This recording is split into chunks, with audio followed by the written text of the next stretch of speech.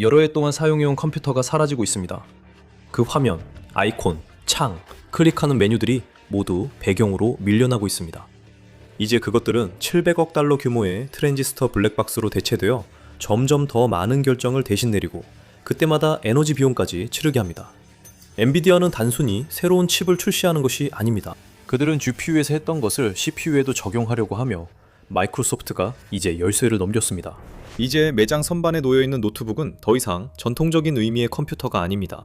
겉으로는 컴퓨터 같고 켜보면 컴퓨터 같지만 오랜 기간 개인용 컴퓨팅을 이끌던 아키텍처가 사라지고 있습니다. 중심에는 엔비디아의 RTX 스파크 칩이 있습니다. 수년 동안 컴퓨터는 논리를 담당하는 CPU, 그래픽을 담당하는 GPU, 그리고 점점 더 AI를 위한 전용 하드웨어 등 별도의 부품들로 구성되어 왔습니다. 데이터는 계속 이동했고 엔비디아는 이를 하나의 실리콘 칩에 통합했습니다. 결과적으로 여러 부품이 아닌 하나의 컴퓨팅 유기체처럼 작동하며 모든 것이 동일한 메모리와 데이터 풀을 공유합니다. 엔비디아는 이 칩이 초당 1000조 번 계산할 수 있다고 밝혔습니다. 숫자 자체는 중요하지 않습니다. 중요한 건 결과입니다. 이제 하루 종일 가는 얇은 노트북에서도 1200억 개의 개별 설정값을 가진 AI 모델을 실행할 수 있습니다. 예전엔 방 하나를 채웠던 작업이 이제 팩팩에 들어갑니다. 엔비디아는 PC가 도구에서 동료로 바뀐다고 주장하며 이 일은 엔비디아 혼자 하는 것이 아닙니다. 마이크로소프트는 기꺼이 빠진 조각, 즉 AI 에이전트가 당신의 컴퓨터를 장악할 수 있게 해주는 소프트웨어를 제공했습니다.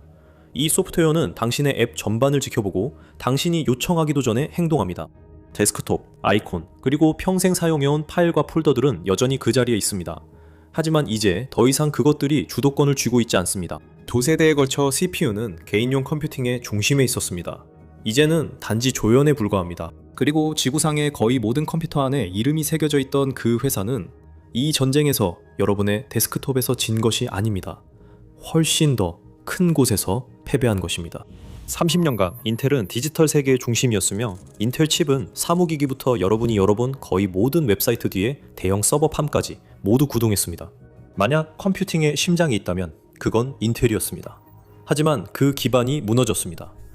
2021년에서 2025년 사이 인텔의 데이터 센터 칩 시장 점유율은 약 68%에서 약 6%로 붕괴되었습니다. 같은 시기에 엔비디아는 86%까지 치솟았습니다. 한 회사가 사실상 시장을 장악한 셈이죠. 2026년 6월까지 엔비디아의 가치는 약 5조 달러에 달했습니다. 전 세계에서 가장 가치 있는 회사가 된 것이죠. 역사상 그 어떤 기업도 그렇게 높은 평가를 받은 적이 없었고 그에 근접한 곳도 없었습니다. RTX 스파크가 공개되자마자 시장은 즉각 반응했습니다. 엔비디아의 주가는 급등했고 AMD, 인텔, 퀄컴의 주가는 모두 하락했습니다. 수십 년 동안 인텔과 AMD는 X86이라는 설계를 기반으로 칩을 만들어 왔습니다. X86의 강점은 명령어를 빠르게 순차 실행하는 점이었고 이는 기존 소프트웨어가 필요로 하던 방식이었습니다. AI는 완전히 다른 방식을 사용합니다.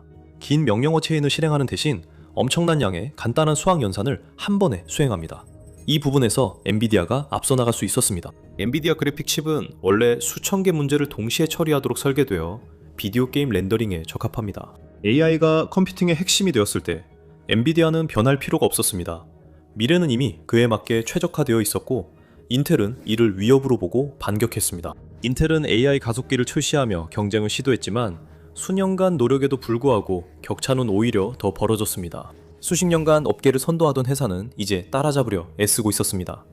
이는 운이나 마케팅이 아닌 모든 것을 바꾼 건 그동안에 축적된 작업이었습니다. 엔비디아는 이미 준비되어 있었습니다. 젠슨 황은 이를 스마트폰 등장만큼 중요한 컴퓨터의 재창조라 했지만 데이터 센터에서의 승리만으론 충분하지 않았습니다.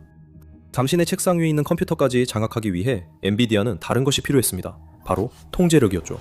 엔비디아는 세계 최고의 노트북을 만들 필요가 없었습니다. 엔비디아는 구매할 가치가 있는 모든 노트북이 자사 제품으로 구동되게 하고 그 어느 한 부분도 다른 누구의 소유가 되지 않게 해야 했습니다. 엔비디아는 모든 것을 직접 만들었고 그래픽과 AI 하드웨어를 설계했습니다. 프로세서는 미디어텍과 협력해 개발했고 칩은 TSMC가 제조했으며 마이크로소프트는 윈도우를 이에 맞게 조정했습니다. 노트북이 매장에 진열되기도 전에 이미 모든 것이 결정됐습니다. 델, HP, 레노버, 에이수스 등은 난처한 상황에 놓였습니다. 여러분이 실제로 구매하는 회사들은 이들이지만 이들은 모두 똑같은 완성 모듈만 받아 케이스, 쿨링, 배터리, 포트만 설계하고 윈도우 설치 후 출하합니다. 이들은 프로세서, 그래픽, 기계의 기능을 결정하는 AI 소프트웨어를 소유하지 않습니다. 뚜껑에 붙은 브랜드는 그저 상자를 조립한 업체일 뿐입니다. 엔비디아는 판매하는 1달러마다 약 75센트의 총이익을 남깁니다. 하드웨어 제품을 만드는 회사로서는 거의 들어본 적 없는 일입니다. 노트북 조립 회사들은 몇 퍼센트 안 되는 이익으로 운영됩니다. 기기의 가치는 공장을 떠나기 전 이미 대부분 사라지며 출하가 늘수록 불균형도 커집니다. 이 모든 것은 가격표에는 없지만 누가 힘을 쥐는지 결정합니다. 권력이동의 또 다른 요소는 지구상의 거의 모든 주요 AI 시스템이 엔비디아의 쿠다 소프트웨어 플랫폼 위에 구축됐다는 점입니다. 그리고 일단 당신의 도구들이 쿠다 위에 구축되면 다른 것으로 전환하는 것은 거의 처음부터 다시 시작하는 것과 같습니다. 엔비디아는 그 통제를 더 확장하려고도 했습니다. 경쟁 프로세서 아키텍처를 보유한 회사인 ARM을 400억 달러에 인수하려고 시도했죠. 규제 당국이 막자 엔비디아는 경쟁사 소유 대신 자사 생태계를 표준으로 만들었고 업계도 이에 적응했습니다. 이건 예전에 기업들이 했던 것과 똑같은 수법입니다. 그래픽카드에서도 엔비디아는 원래 그래픽카드를 만드는 모든 사람들이 나눠 가졌던 가치를 흡수해버렸죠. 이제 엔비디아는 아직 장악하지 못한 PC의 마지막 핵심 부품인 프로세서에서도 같은 전략을 펼치고 있습니다. 이런 변화가 가능하려면 더는 대체 플랫폼이 없어야 하며 마이크로소프트가 그 다음 단계를 맡았습니다. 당신의 노트북이 이미 미래에서 제외됐을 수 있지만 화면만으로는 알 수 없습니다. 윈도우의 새로운 AI 기능들을 실행하려면 이제 컴퓨터에 최소 40텁스 성능의 전용 AI 칩이 필요합니다. 그 수치는 AI 연산을 초당 얼마나 처리할 수 있는지를 나타냅니다. 또한 16GB의 메모리와 256GB의 저장 공간이 필요합니다. 이 사양은 많은 구형 컴퓨터들이 충족하지 못합니다. 기준을 넘어서면 기능이 활성화되고 부족하면 기능이 클라우드로 넘어가거나 아예 실행되지 않습니다. 이건 단순한 추가 기능이 아닙니다.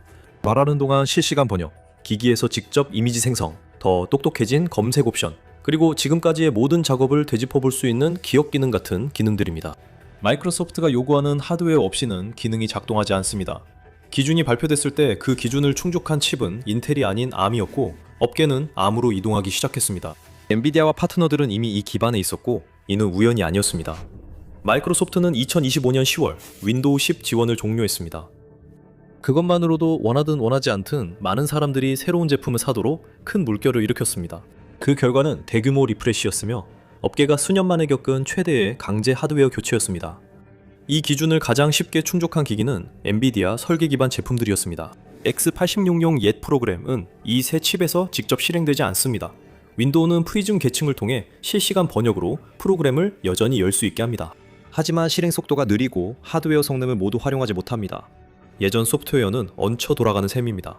RTX 스파크 판매량은 마이크로소프트 기준치를 넘었습니다.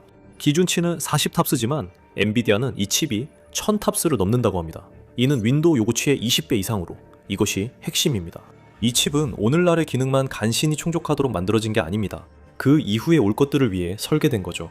그 기준선 아래에 있는 것들은 이미 뒤처진 셈입니다. 그 정도 수준이면 이 칩은 일반 노트북으로는 감당할 수 없는 대형 AI 모델도 실행할 수 있고 사용자가 키보드 앞에 없을 때도 어시스턴트를 계속 작동시킬 수 있습니다. 대부분의 새로운 소프트웨어가 기본적으로 그 더 높은 수준에 맞춰 개발되기 시작하면 업그레이드는 더 이상 선택이 아니게 됩니다. 이런 종류의 새로운 컴퓨터는 결코 완전히 멈추지 않습니다. AI 어시스턴트들은 부분적으로 깨어 있으면서 무언가를 할 준비를 하고 있습니다. 일부 시스템은 심지어 밤새 작동하도록 설계되어 사용자가 자는 동안 긴 작업을 마치기도 합니다. 하지만 그만큼 대가가 따릅니다. 그 대가가 얼마나 드는지는 많은 논쟁이 있었습니다. 국제에너지기구와 2024년에 전력연구소가 반복해서 밝힌 바에 따르면 단일 AI 요청은 약 2.9W시의 전기를 사용하며 이는 기본적인 웹 검색의 약 0.3W시에 비해 10배 정도 더 많은 수치입니다. 매일 수십억 쿼리가 발생하면 연간 약 10TW시의 전력 수요가 늘 수 있지만 일부 연구자들은 이에 동의하지 않습니다. 네트워크 AI 연구소와 오픈 AI의 샘 알트먼은 실제 수치는 훨씬 더 낮다고 말합니다. 그들은 최신 모델들이 일반적인 요청 한 건의 전력 소모를 보통 검색 수준까지 낮췄다고 주장했습니다. 그래서 질문당 비용이 빠르게 떨어지고 있습니다. 하지만 질문 빈도는 늘고 있습니다. 경제학에는 어떤 것이 더 저렴해지고 사용하기 쉬워지면 사람들이 그것을 덜 사용하는 것이 아니라 오히려 더 많이 사용하게 되고 결국 전체의 사용량이 증가한다는 오래된 개념이 있습니다. 불러내는데 아무런 노력이 들지 않는 어시스턴트는 예전에는 컴퓨터에 부탁하지 않았을 작은 일들까지도 끊임없이 사용하게 됩니다. 비움은 생각조차 하지 않는 먼 데이터 센터가 아니라 바로 당신 무릎 위에 있습니다. 기계가 더 뜨거워지고 팬이 더 자주 돌아갑니다. 하루 종일 가던 배터리가 이제 오후 중반이면 충전기를 찾게 되고 그 영향도 다른 곳에 나타납니다. 마이크로소프트의 자체 매출량은 2020년 이후 이 시스템들을 구동하는 데이터 센터 때문에 거의 30% 증가했습니다. 소프트웨어가 더 강력해질수록 사용할 때마다 백그라운드에서 더 많은 전기를 소모하게 됩니다. 이 문제는 모든 회사가 동시에 겪고 있는 문제입니다.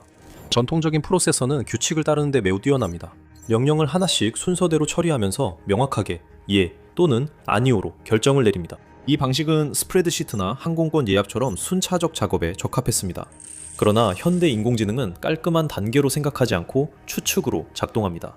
인공지능은 수십억 개 값에 대해 많은 산술 연산을 수행해 최적의 답을 찾습니다. AI가 사용하는 모든 단어는 연산을 유발하며 동시에 수십억 숫자가 확인됩니다. 짧은 답변에도 수조 번의 합산이 필요할 수 있습니다. 논리적 흐름 없이 많은 가능성이 한순간에 해결될 뿐입니다. 이런 작업에는 완전히 다른 프로세서가 더 적합합니다. 문제를 순차적으로 푸는 단일 프로세서는 원하지 않습니다. 같은 간단한 계산을 동시에 처리할 수천 명의 작은 작업자가 필요합니다. 기존 프로세서는 없어지지 않습니다. 그저 조정자의 역할을 하게 되고 훨씬 더 큰 AI 섹션의 작업을 넘기며 여전히 엄격한 순서와 정밀함이 필요한 작은 작업들을 처리하게 됩니다.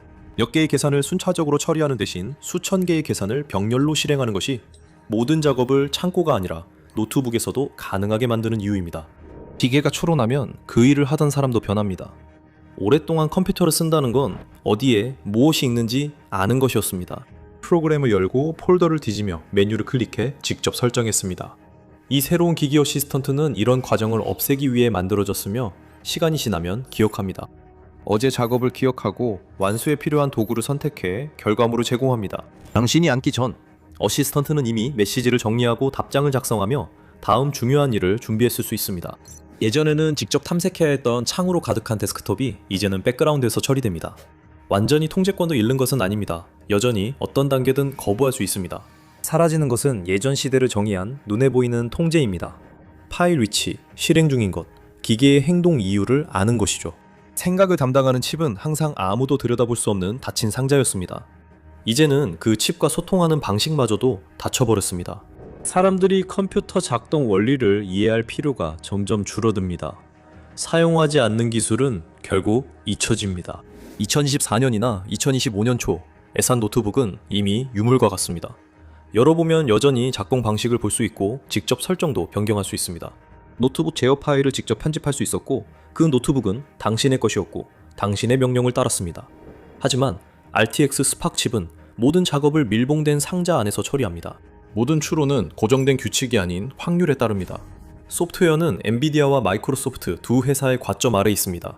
목표를 주면 어시스턴트가 행동합니다. 데스크톱은 이제 구형 프로그램 용도일 뿐이며 컴퓨터의 주된 작동 공간이 아닙니다. 예전 방식으로 돌아갈 수 없습니다. 소프트웨어는 최적의 하드웨어에 맞춰 개발되며 사용자는 이를 따릅니다. 구형기기는 점점 쓸모 없어집니다. 사용자가 소유하고 직접 운영하는 범용 도구로서의 개인용 컴퓨터 시대는 끝나가고 있습니다. 이를 대체하는 것은 지능과 접근성이 기기가 무엇을 실행할 수 있는지에 따라 달려있으며 엔비디아 외부에서는 결과 생성 방식을 완전히 알 수 없는 시스템입니다. 진짜 격차는 기술적인 것이 아니라 접근 여부입니다. 누가 그것을 활용해 생각할 수 있고 누가 뒤처지게 될까요? 엔비디아와 마이크로소프트가 시장을 장악하기 시작하면서 컴퓨터 안에 들어갈 부품을 감당할 수 있는지에도 영향을 미칩니다. 램 가격이 오르는 진짜 이유가 궁금하다면 이 영상을 시청하거나 클릭하세요.